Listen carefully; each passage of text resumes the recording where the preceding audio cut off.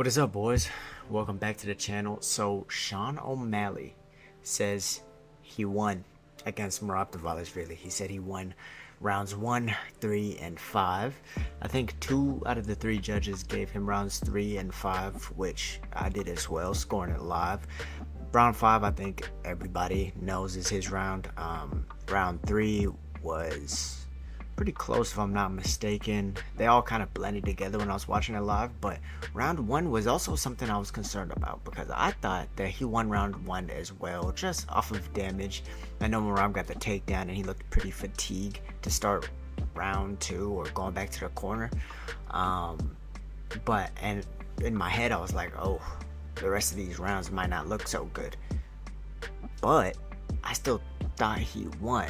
And so to see him lose on all 3 judges scorecards, or 2 out of 3 judges scorecards for round 1, I was actually pretty surprised. But I'm gonna go back and watch it for the first time, and I'm gonna score it live for you guys. So hopefully I don't get copyrighted, because I do not own this content, UFC, and I'm not intended to say that I own this content. I'm just trying to break down a fight. Yes? Okay. So now that we all agree on that and I won't get penalized and this won't get taken off of YouTube, let's go ahead and get into it. Oh, hold up, just fucked up my sign. Alright, y'all see the Nwadei MMA in the back, right? Okay, cool. We're good.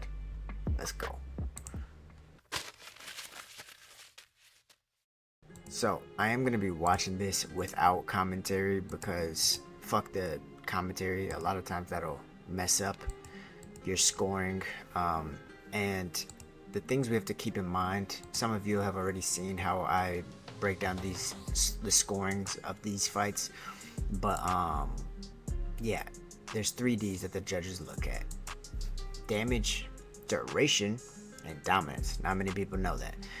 It's getting more and more popular as the sport grows and as the judges continue to make mistakes, but that is how fights are scored, and that's how you score a 10-8 as well: damage, duration, and dominance.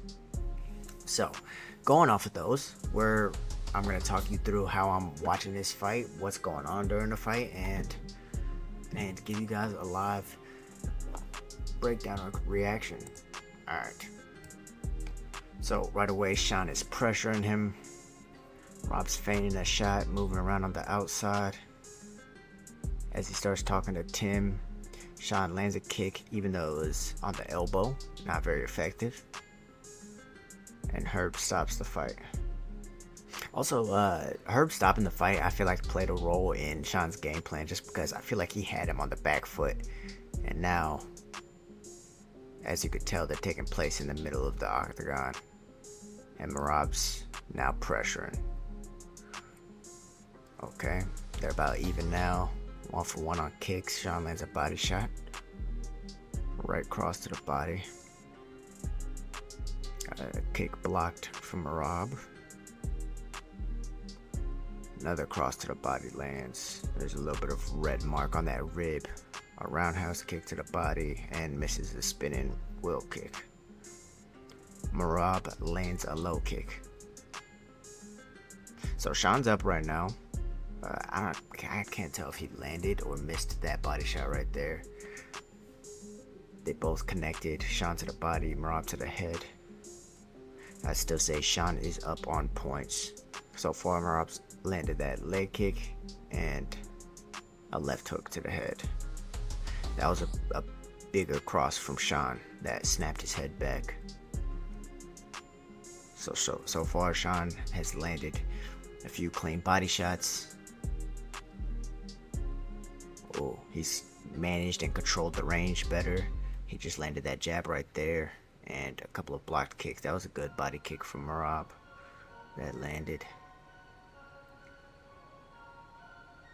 That was blocked. Another blocked kick. That was a good body shot from Sean O'Malley. So Sean he's up on this. That was blocked. That glanced off the shoulder. That overhand from Sean. That was a good jab. That is actually reddening up the nose of Merab. That That was an inside low kick that didn't do much damage. It was with the top of the foot, a jab to the face, and a ripping hook to the body, and then 2 jabs to the face for Sean. And then another jab switch to a right hand to the body for Sean. That was a good jab exchanged by both. Sean got the better end of it. So far, pretty easily, Sean is up on this round. Side kick to the knee. Very damaging. That 1-2 landed as well, even though it didn't catch him the best. That was a good takedown from Merab. Beautiful trip.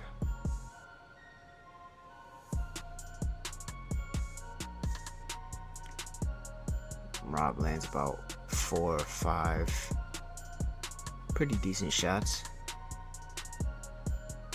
Couple of knees to the quad he's landing.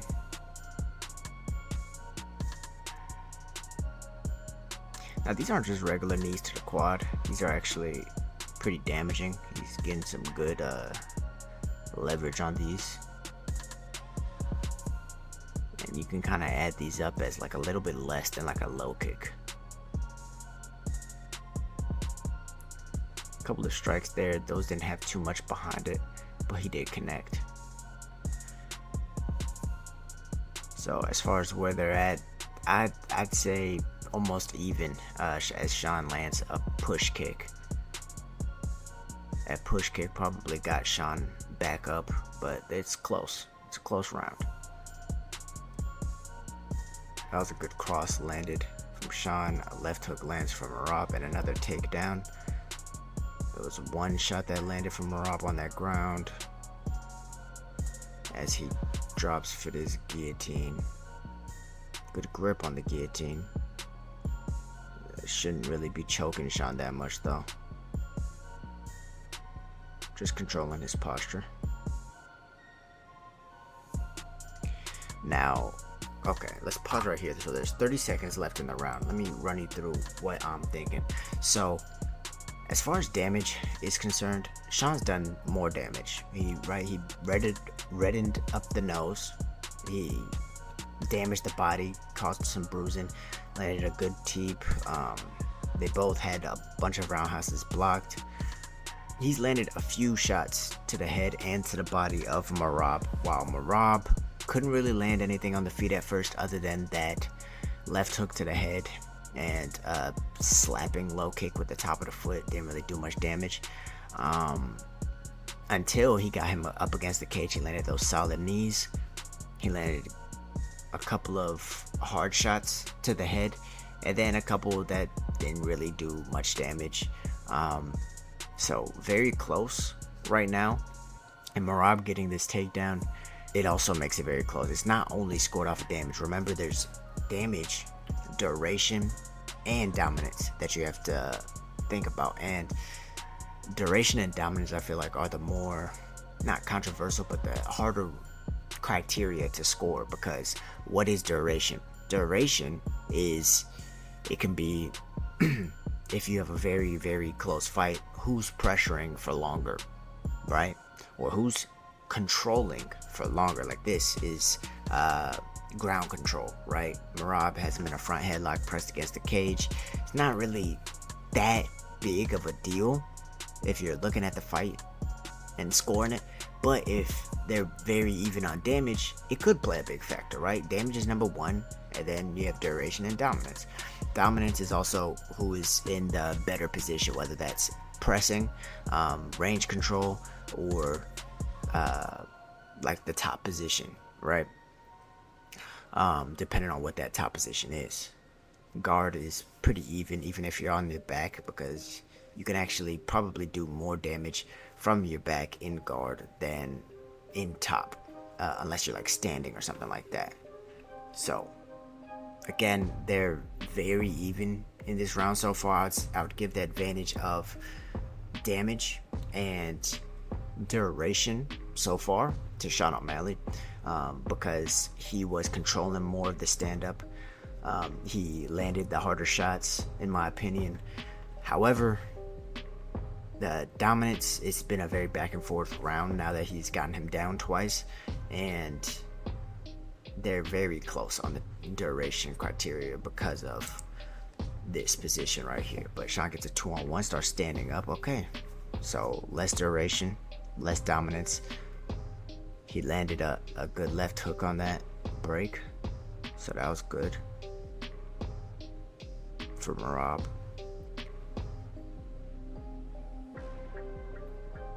Now if Sean lands something big here, okay, and he doesn't. Oh man, that's a hard. Okay, you're seeing some red on Sean's nose, like almost like a bloody nose a little bit. Yeah, man, I think that's a close round. You can give it to either one of them. I wouldn't be surprised if like one judge gave it to Sean, two gave it to Merab, or the other way around. I think the person being more offensive in the second half of the round was definitely Merab because of the grappling offensively that he was doing, and man, that's what's gonna stick in the judge's mind. But he is bleeding quite profusely from the nose. He has a busted lip. You can see the damage that is being done on his face. Okay, not bleeding profusely, but a lot of reddening from those crosses. So round one, man, man, you can give that to either one of them. But let's go ahead and watch round three, because I feel like that's the other one that was close, right?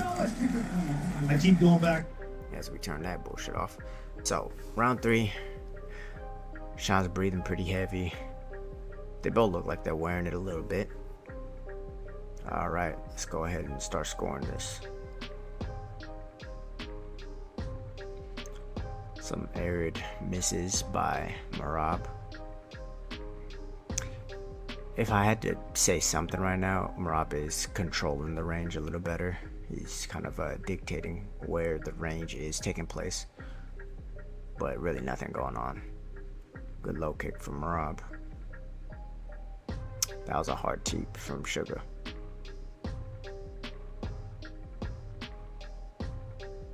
Good 1-2 from Sugar. To the body. Jabbed him to the mouth. Cross to the body from Sugar. And another cross over the top. Kind of glanced off. Didn't land too solid. So Sean is up right now. Defends that takedown. Oh, that's a good shot landed from Merab in the middle of it. And Merab gets to the front headlock. Starts trying for a dart strangle. Some knees to the body, to the legs of Sean from Merab. A couple of knees to the head as well.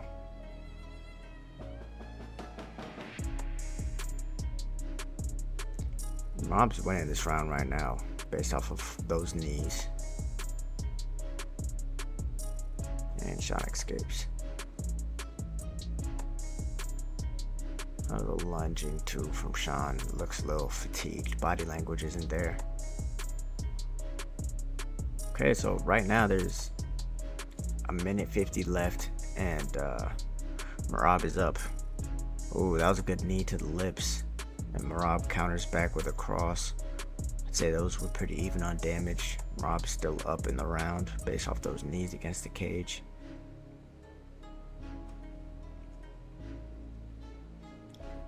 Inside low kick from Merab.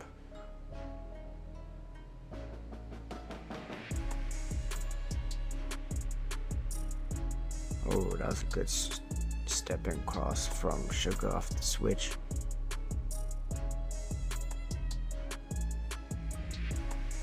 Failed takedown attempt from Merab. Couple of checked low kicks, as well as good 2 to the body and 2 upstairs for Sean. Takedown defended. I'd still say Merab may be up just a little bit right now. Just based off of, that one wobbled him. Oh, that was the hardest shot of the round right there. Oh, and another one too on the inside from O'Malley. Man, O'Malley's landed the harder shots for sure in this round. And you could tell that they were the hardest shots because Merab is no longer advancing. He stopped in his tracks. Off of damage, you got to give that to Sean. Oh, he lands another one off of that knee, and then another knee to the lips. You got to give that round to Sugar, man. And Merab's checking his nose and everything afterwards, wearing the damage. Yeah, you'd have to give that one to Sugar. So, based off of what we just saw and talked about, that first round was very close. The third round was also very close. Going back and watching it, I think the first round's probably closer. I think the first round's definitely closer than the third round. The third round, yeah, you can see who clearly landed the harder shots. All the wrestling, all the transitions, what you guys have to understand, the takedown is only a change of position. That's really what it is. If there's nothing else to score, then they score it for dominance, right? Or aggression, if you want to call it that, right? However, if damage is supposed to supersede all, so that third round, you'd have to give to Sean O'Malley. The first round, they were both wearing it a little bit. Both had a little bit of red right here. As far as who was outputting more offense in that first round, I would have to say Sean was. But it was so neck and neck that you can't call this a robbery or anything. I think both fighters have a right to say that they won because it was a close fight and it wasn't as dominant of a victory as it seemed for Merab. I gotta give it up to Sugar because a lot of people were ragging on him after this. They were saying, oh, he looked this, he looked that. He fought a hard dude, a tough guy, 11 fight win streak and things like that, and all sorts of things that happened in this fight that were just weird, right? The whole kissing scenario, the whole Herb Dean stoppage at the beginning scenario, and props to Merab because he fought a great fight, had a good game plan, mixed it up very well, found his time to land shots in between the transitioning, so he wasn't just wrestling and transitioning and having no damage. That's not what it was. It wasn't a boring fight to watch. It was a beautiful display of mixed martial arts, and I think both fighters showed that. However, that fight could have went either way, man. And when I heard the scorecards, and I was like 49-48 in two Georgia scorecards, I was like, yeah, that's pretty much what it seemed like. Maybe even seemed like it was not even as close as that, just because the rounds that Merab was dominant he was dominant longer, right? And if this was scored maybe in one championship, Sean O'Malley would have won, because what happens later on in the fight and the more fight ending sequences you have are scored much higher, which I think is how all MMA should be scored. I feel like it shouldn't be round by round basis. I don't even necessarily think what happens at the end of the fight is more valuable. I just think that fight ending sequences is what it should be scored off of, and then damage, and then technique, and then this and that, right? But that's my take on it. I think there's room to say Sean O'Malley won. There's room to say Merab won based off of preferences. But Merab Dvalishvili is the champion. If it went to the state, it wouldn't get overturned. I know that for a fact. But let me know your guys' thoughts. Watching this back, hearing my thoughts on it. What do you think about the way that this fight was scored? What were your thoughts watching it live? And then what are your thoughts now, having watched it back? Let me know in the comment section down below, and get to like this video, comment, and subscribe. And I'll see you guys in the next one. Peace.